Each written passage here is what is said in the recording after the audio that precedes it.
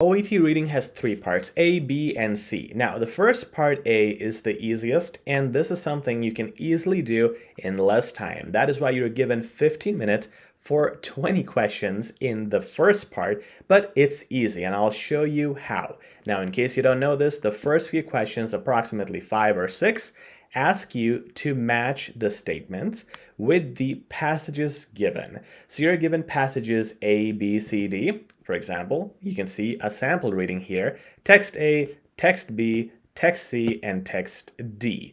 Now, what you're asked in the first few questions is to match the statements with the relevant text, followed by questions like these, where they just ask you a question related to those texts, and you have to answer them in words or phrases, not sentences.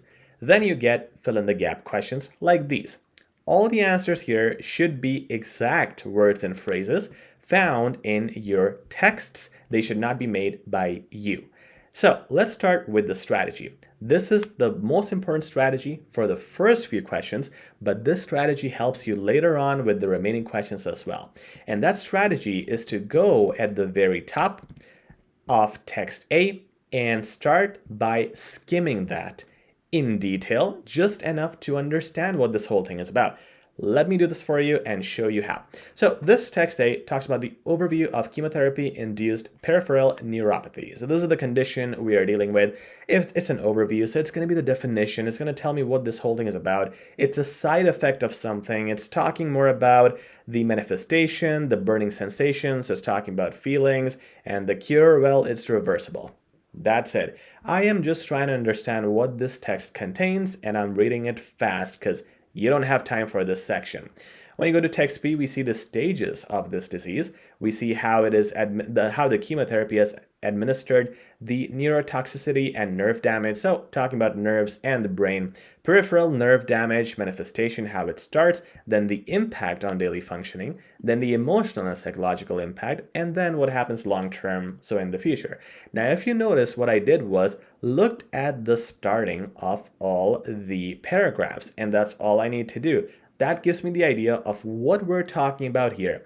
And in case these minor subheadings are not mentioned, I would look at the first few lines of each paragraph, and that'll tell me what this whole thing is about.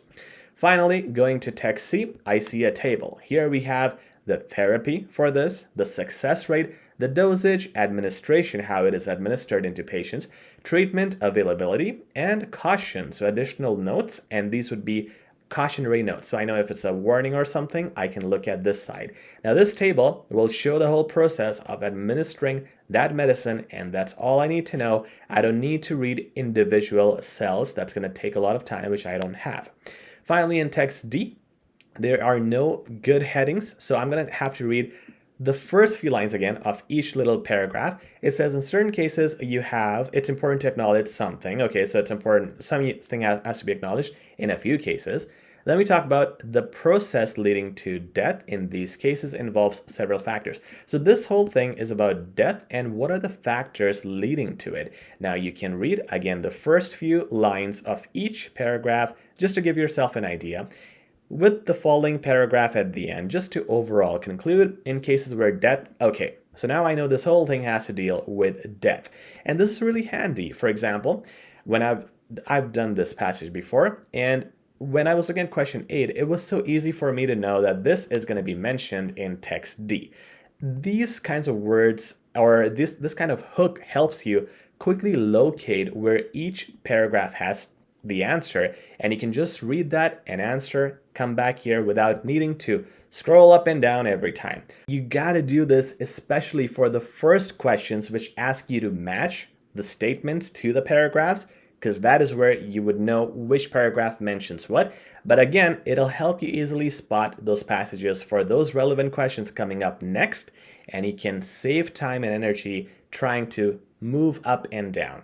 I hope this video helped out. For OET classes, contact us. Email is in the description. Please like, share, and subscribe. Really appreciate it.